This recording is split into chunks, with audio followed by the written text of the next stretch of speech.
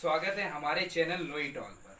आज हम आप सभी के लिए लेकर आए हैं कॉन्स्टिट्यूशन का पार्ट 2 यानी संविधान की प्रस्तावना। ठीक है, अब संविधान की प्रस्तावना के बारे में बात करते हैं कि क्या है, कैसे है। तो इससे पहले मैं आपको कुछ बातें बताना चाहता हूँ कि कॉन्स्टिट्यूशन एक ऐसा चैप्टर है जो आपके कई एग्जामों में पूछा जाता है, like NDA, CDS, bank, police, SSC.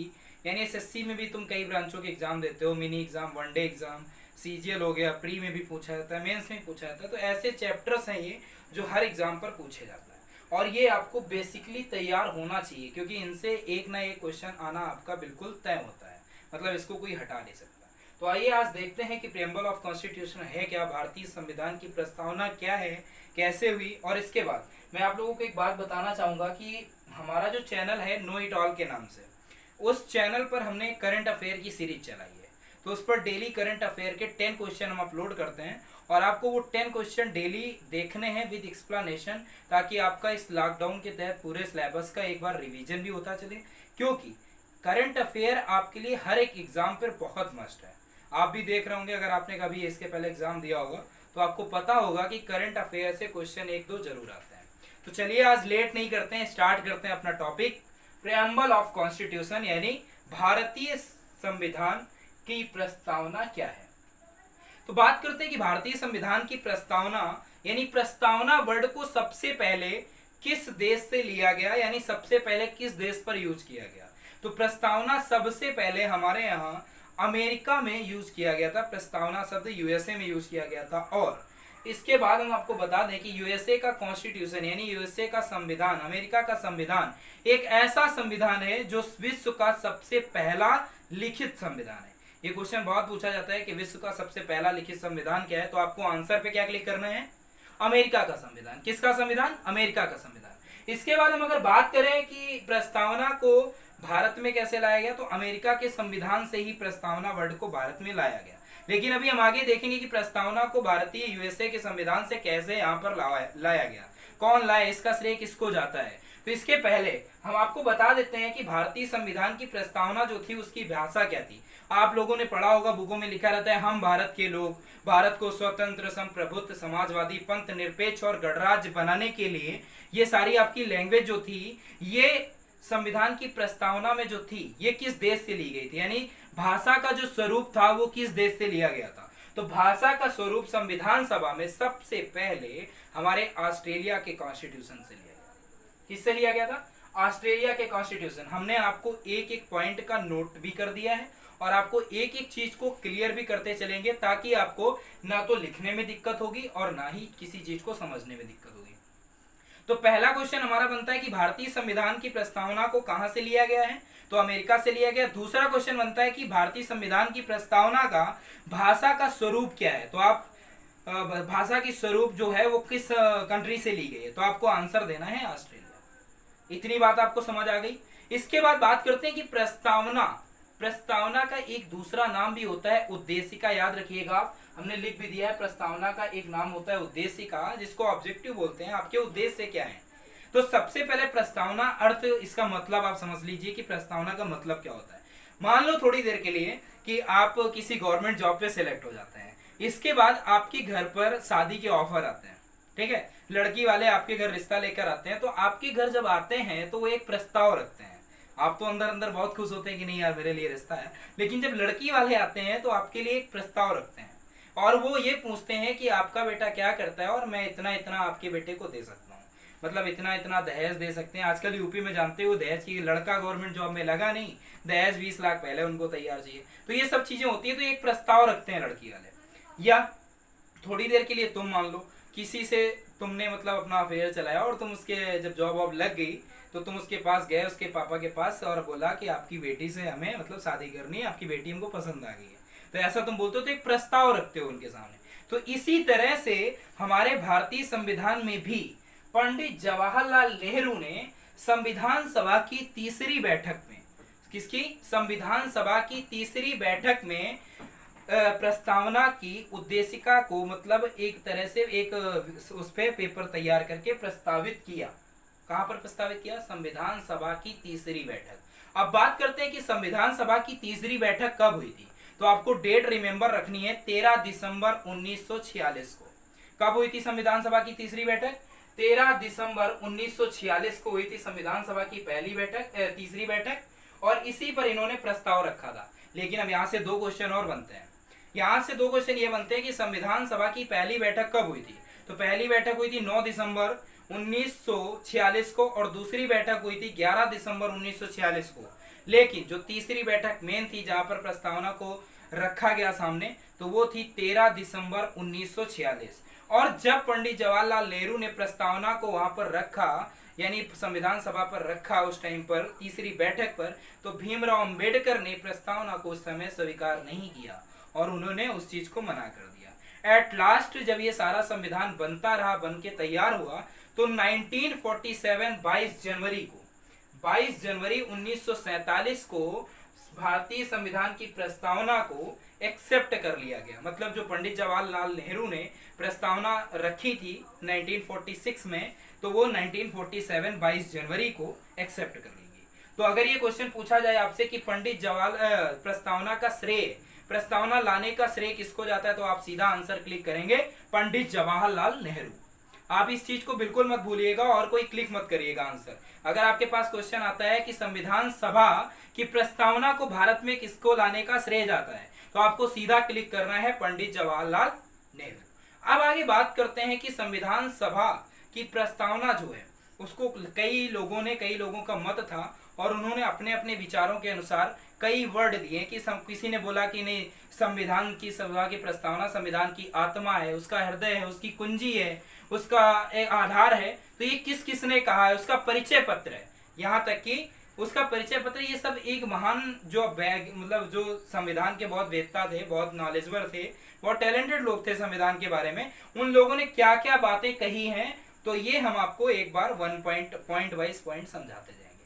आप इस पॉइंट को मत भूलिएगा, क्योंकि ये संविधान की प्रस्तावना को किसने आत्मा कहा, किसने कुंजी कहा, किसने आधार कहा, किसने हृदय कहा, किसने दिल कहा, ये सारी की सारी चीजें आपके एग्जाम में पूछी जाती हैं और एक एक वर्ड दे देगा कि ये किसने कहा, ये किसने कहा। तो ये आपको बहुत अच्छे से प्रिपेयर होना चाहिए। तो आइए देखते हैं। जैसा आपके पहला पॉइंट हमने लिखा है, के.एम. मुंशी ने प्रस्तावना को राजनीतिक कुंजी पत्र कहा है। सबसे पहले संविधान सभा के ही सदस्य थे के.एम. मुंशी, उन्होंने संविधान की प्रस्तावना को भारतीय संविधान में कुंजी पत्र कहा है। क्या कहा है? कुंजी पत्र। इसके बाद अब बात करते हैं, पंडित ठाकुर दास भार्गव ने संविधान सभा को आत्मा कहा है। बहुत इंपॉर्टेंट क्वेश्चन है, एग्जाम में ना कुछ तो कम से कम 5 से 6 बार आ चुका है। ये आपके एसएससी सीजीएल और वनडे एग्जाम एमटीएस वगैरह में, सीएचएसएल वगैरह में पूछा जाता है कि संविधान की आत्मा, संविधान की प्रस्तावना को संविधान की आत्मा किसने कहा है, तो आपको आंसर क्लिक करना है पंडित ठाकुर दास भार्गव ने कहा है। ठीक है, तो आप इसका आंसर बिल्कुल मत भूलिएगा। आइए देखते हैं। फिर इसके बाद अर्नेस्ट बर्कर ने अपनी पुस्तक, इनकी पुस्तक का नाम बहुत पूछा जाता है, आप याद रखिएगा। अर्नेस्ट बर्कर ने अपनी पुस्तक principle of social and political theory जो 1951 में इन्होंने लिखी थी, उस पर इन्होंने कहा था कि संविधान की प्रस्तावना संविधान की कुंजी है। इन्होंने कहा था कुंजी पत्र है, इन्होंने कहा था संविधान की प्रस्तावना संविधान की कुंजी है। किसने कहा था? अर्नेस्ट बर्कर ने कहा था। और किस समय कहा था? कहां पर? अपनी पुस्तक principle of social and political theory जो 1951 पर लिखी गई थी। तो आप इसको बिल्कुल मत भूलिएगा, 1951 में इन्होंने पुस्तक लिखी थी principle of social and political theory. ठीक है, इसके बाद बात करते हैं कि N.A. पालकीवाला ने संविधान की प्रस्तावना को संविधान का परिचय पत्र कहा है। N.A. पालकीवाला, जैसे ही आपने नाम सुना आपके दिमाग में क्वेश्चन उठना चाहिए कि N.K. पालकीवाला थे कौन। अब बताते हैं आपको N.K. पालकीवाला की थ्योरी क्या है। तो संविधान सभा की प्रस्तावना से रिलेटेड आपने 3 केस पढ़े होंगे। बेरूबाली का केस, ठीक है, इसके बाद आपने पढ़ा होगा केशवानंद भारती का केस, एक इसके बाद आपने नीचे इसमें हमने लिख दिया है LIC ऑफ इंडिया का मामला भी पढ़ा होगा। तो इन सब में जो मेन था केशवानंद भारती का मामला, उसके जो वकील थे वो थे N.K. पालकीवाला, और ये एक बहुत बड़े संविधान को लेकर जानकार थे और ये एक वकील के रूप में काम भी करते थे। तो इन्होंने क्या कहा था? N.A. पालकीवाला ने संविधान की प्रस्तावना को संविधान का परिचय पत्र कहा था। क्या कहा था? संविधान का परिचय पत्र। अगर क्वेश्चन आपसे पुट करता है कोई भी एग्जाम कि संविधान की प्रस्तावना को संविधान का परिचय पत्र किसने कहा था, तो आपको तुरंत उस पर आंसर क्लिक करना है। किसने कहा था? N.A. पालकीवाला ने। इसके बाद हम बात करते हैं सर अल्लादी कृष्ण स्वामी अय्यर ने प्रस्तावना को हमारे दीर्घकालिक सपनों का विचार, प्रस्तावना को क्या कहा था इन्होंने, दीर्घकालिक सपनों का विचार। दीर्घकालिक सपनों का विचार किसने कहा था, सर अल्लादी कृष्ण स्वामी अय्यर ने। ये संविधान सभा के सदस्य थे और इन्होंने ही कहा था कि दीर्घकालिक सपनों का विचार क्या है, संविधान की प्रस्तावना जो है वो संविधान के दीर्घकालिक सपनों का विचार है। इसके बाद अगला नाम आता है सुभाष कश्यप। सुभाष कश्यप भी एक बहुत बड़े जानकार थे कॉन्स्टिट्यूशन के और इनको भी काफी चीजों का नॉलेज था। तो इन्होंने क्या कहा था, संविधान अगर शरीर है, क्या है, संविधान अगर शरीर है तो प्रस्तावना इसकी कुंजी है। संविधान अगर शरीर है मतलब जैसे मनुष्य की बॉडी होती है और उसका एक दिल होता है, तो उसमें अगर बोल रहे हैं कि ये अगर संविधान है तो एक जो हर्ट होता है वो उसको आत्मा, मतलब एक कुंजी बता दिया इन्होंने। तो ये किसने बताया था, सुभाष कश्यप। जो संविधान कहते हैं कि संविधान अगर शरीर है तो उसकी जो प्रस्तावना है वो उसकी कुंजी है। इसके बाद कुछ बातें हम आपको बताते हैं कि संविधान सभा की जो प्रस्तावना है उससे रिलेटेड। संविधान सभा की प्रस्तावना में लिखा था, पहली लाइन पे आपने पढ़ा होगा, हम भारत के लोग भारत को संप्रभुत्व समाजवादी पंथ निरपेक्ष और इसके बाद लोकतंत्रात्मक गणराज्य बनाने के लिए। अब हमें इन वर्डों के बारे में लिखा है तो एक स्टोरी के माध्यम से समझते हैं, ठीक है। एक स्टोरी आपको बताते हैं। मान लो एक फॉरेनर अमेरिका से कोई टूरिस्ट आया, उसका नाम हमने कुछ रख दिया, मान लो थोड़ी देर के लिए हेनरी रख दिया, ठीक है। अब हेनरी आया जब भारत, तो उसके आने के 2 दिन बाद वो भारत को पढ़ने आया था, मतलब भारत को समझने आया था, लेकिन उसके 2 दिन बाद उसको आए नहीं हुए और उसके बॉस ने उसको कॉल कर दिया, कहता है हेनरी कम बैक। तो उसके बॉस ने उसको कॉल किया कि हेनरी कम बैक, तुम तुरंत वापस आ जाओ, तुम्हें अर्जेंट काम है।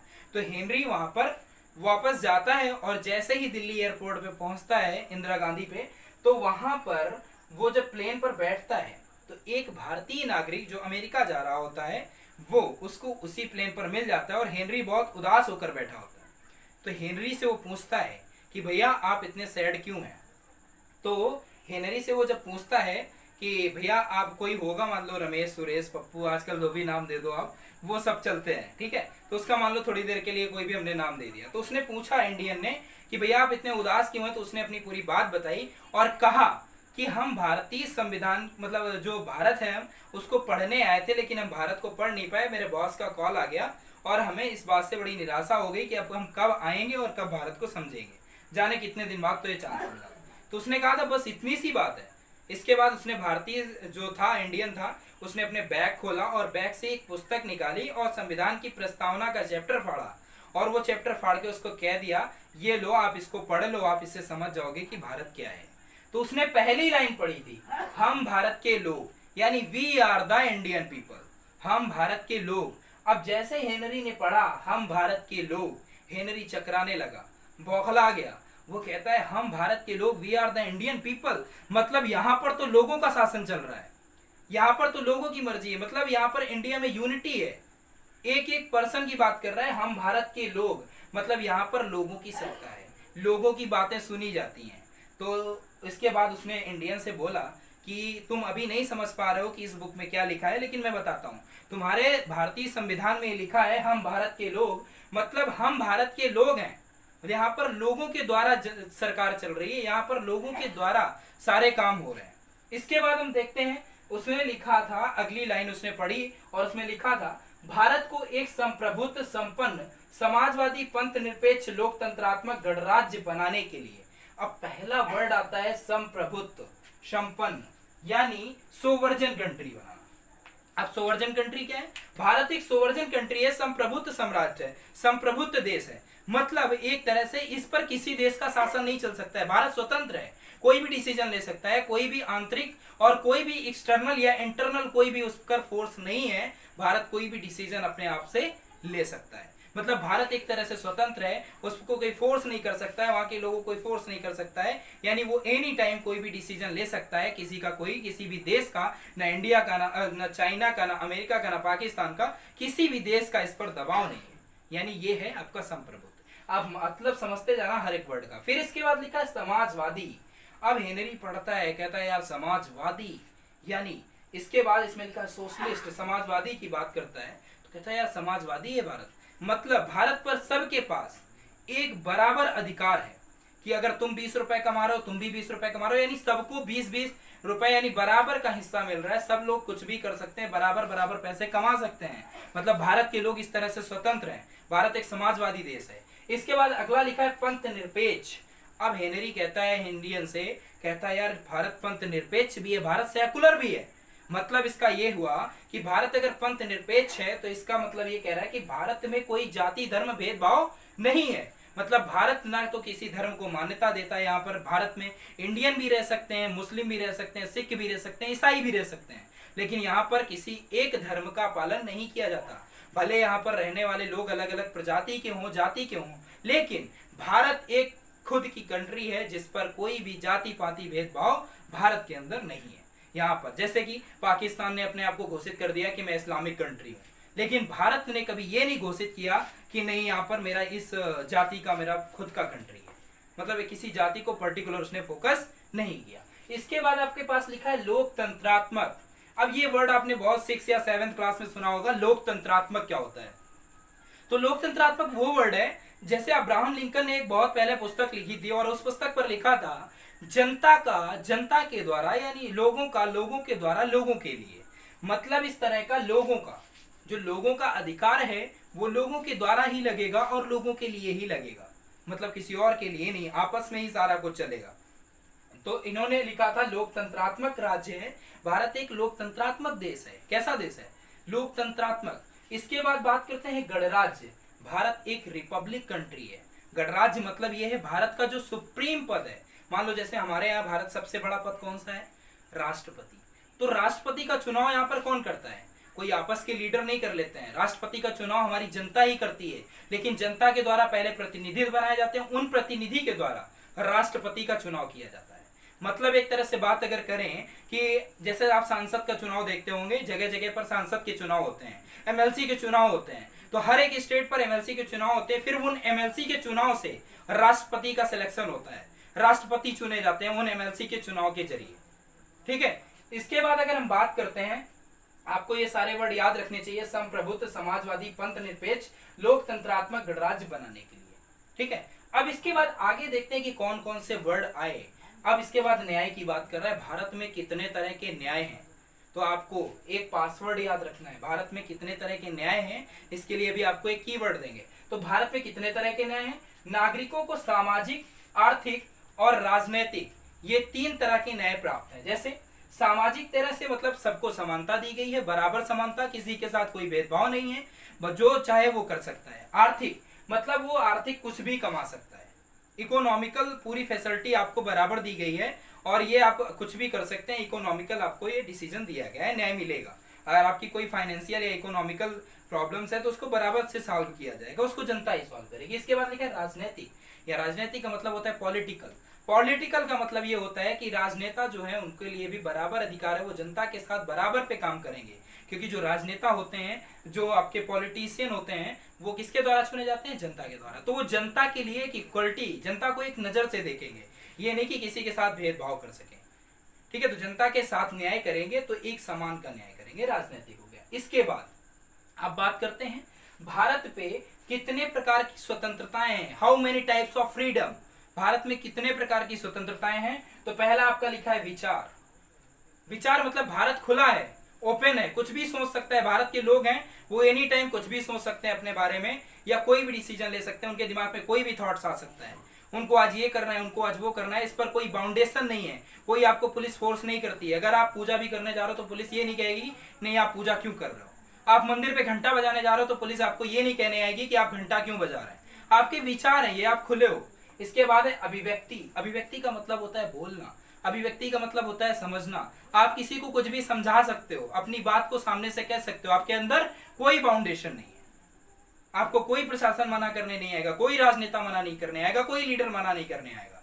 आप कुछ भी बोल सकते हैं किसी से भी, लेकिन अपनी लिमिट पर रहकर। आप संविधान के नियमों का उल्लंघन नहीं करेंगे, आप संविधान के अंदर ही बोलेंगे, लेकिन उसके नियमों को नहीं तोड़ेंगे कि अबे तुमने गाली देके तुमने किसी को बुला दिया। अगर तुम गाली देकर किसी से बात करोगे तो फिर एक तरह से कॉन्स्टिट्यूशन या प्रशासन या राजनीति का एक तरह से उल्लंघन होगा, या आप भी उसको गिल्टी फील करेंगे।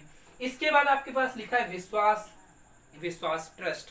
अब जैसे मान लो आपने हम पर विश्वास किया कि हम बहुत अच्छा पढ़ाते हैं, आपने किसी दूसरे टीचर पर विश्वास किया कि नहीं वो इंग्लिश के टीचर हैं वो बहुत अच्छा पढ़ाते हैं, मैथ्स के टीचर पर विश्वास किया हम उन्हीं से पढ़ेंगे, आपने एक विश्वास कर लिया। यानी किसी लीडर के ऊपर, किसी प्रशासन के ऊपर, किसी के ऊपर, अपने घर में, अपने परिवार में, फैमिली के ऊपर आप किसी पर भी विश्वास कर सकते हैं, आपके पास खुला ओपन राइट है।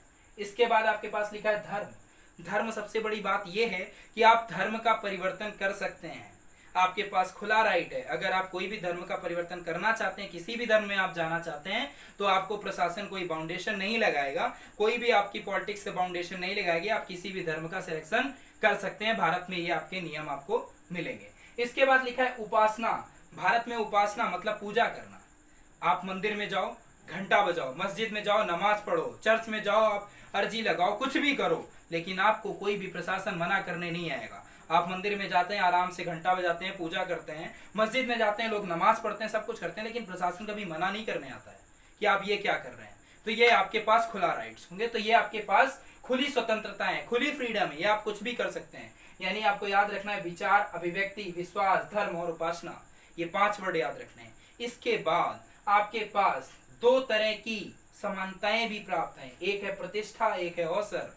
आप किसी की प्रतिष्ठा, किसी के मान सम्मान पर उंगली नहीं उठा सकते हैं, ठीक है। आप किसी के प्रतिष्ठा का उल्लंघन नहीं कर सकते हैं, अगर उसकी प्रतिष्ठा, उसकी स्टेटस को आप ब्लेम नहीं कर सकते हैं, ठीक है। आप उसके स्टेटस को ब्लेम नहीं कर सकते हैं, मतलब उसके स्टेटस पर कोई भी किसी भी तरह का आप क्वेश्चन नहीं खड़ा कर सकते हैं। इस तरह से अगर आप क्वेश्चन खड़ा करते हैं तो संविधान का उल्लंघन हो जाएगा।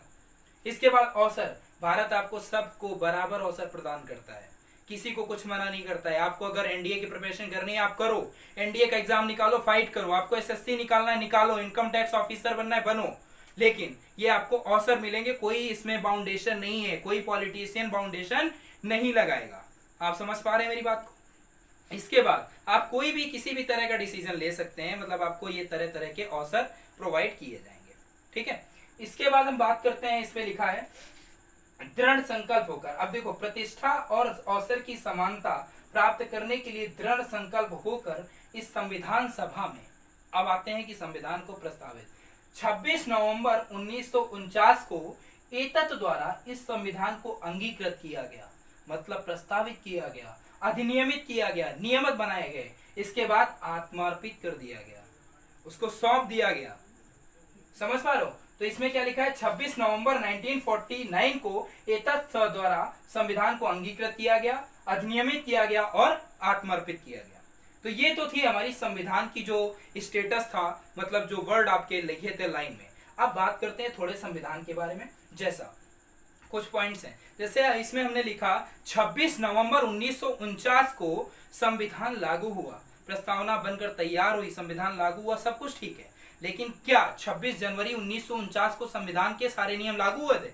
नहीं। आपको ये आंसर बिल्कुल गलत कर देना है। आपको आंसर देना है कि केवल और केवल 16 अनुच्छेद, 16 आर्टिकल आपके 1949 पे 26 नवंबर को लागू हुए थे, लेकिन उसी के जस्ट कुछ दिन बाद 26 नवंबर 1950 को संविधान सभा में 395 अनुच्छेद, 8 अनुसूचियां और 22 भाग पूरे पारित किए गए थे। जैसे एक तरह से किसी की लड़की की शादी होती है तो पहले इंगेजमेंट होती है, तो आपकी इंगेजमेंट मान लो हुई थी 26 नवंबर 1949 को, लेकिन आपके जो 7 फेरे पड़े थे मंडप के नीचे वो कब पड़े थे? 26 नवंबर 1950 को।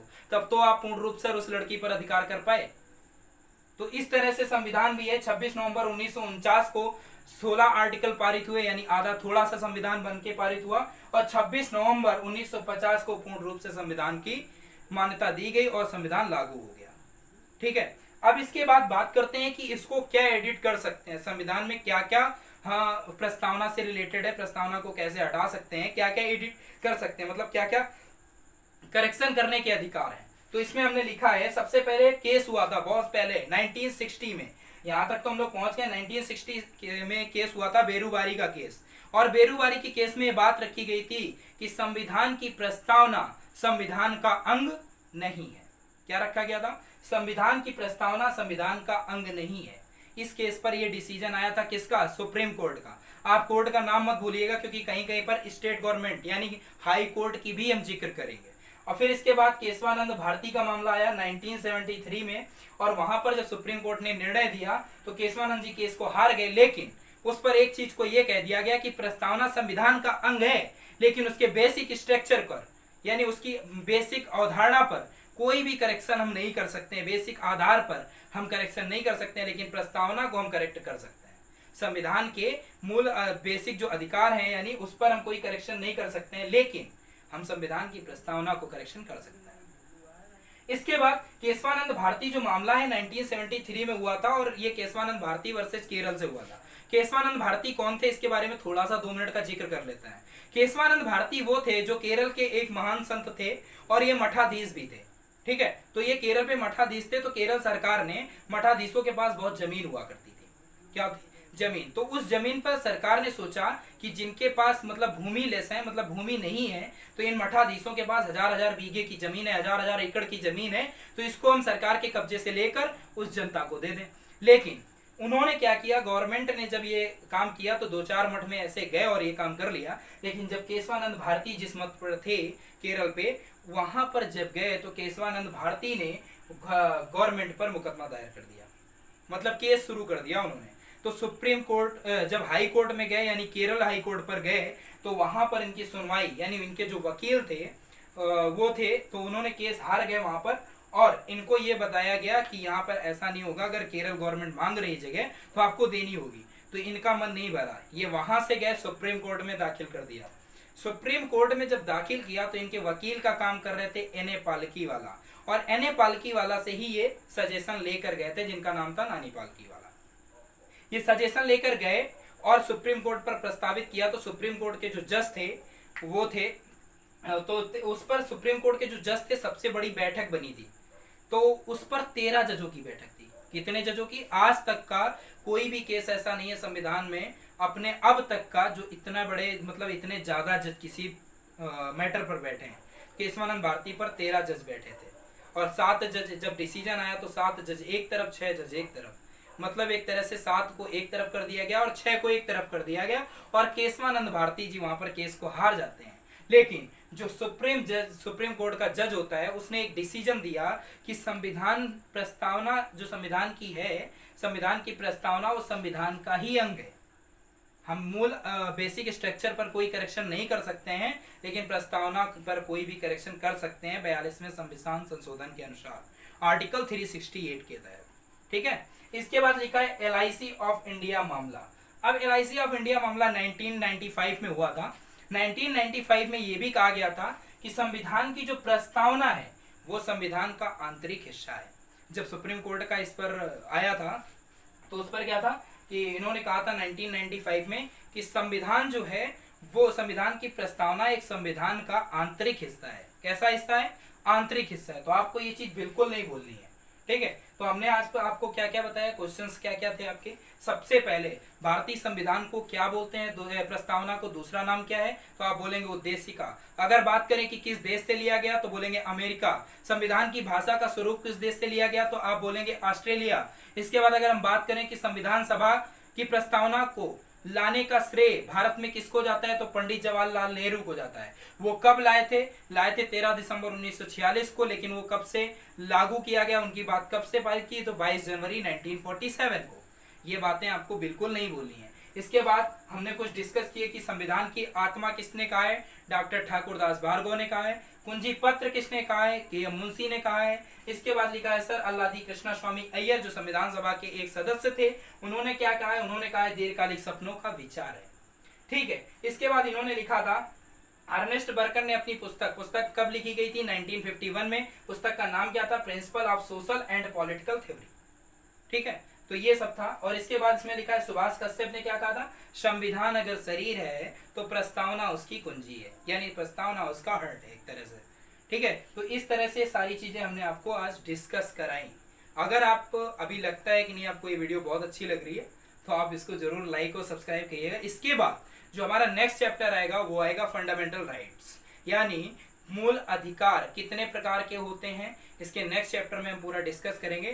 तो आपसे आशा करते हैं कि ये पूरा चैप्टर आपको समझ आ गया होगा अब तक, और इसको चाहे तो आप पूरा नोट डाउन कर सकते हैं, स्क्रीनशॉट भी ले सकते हैं, लेकिन ये जो पॉइंट लिखे हैं इनको आप एक पूरा अच्छे से अपनी लैंग्वेज पे तैयार कर लीजिएगा। ठीक है, जय हिंद दोस्तों। आज मिलते हैं फिर हम फंडामेंटल राइट्स पे। जय हिंद।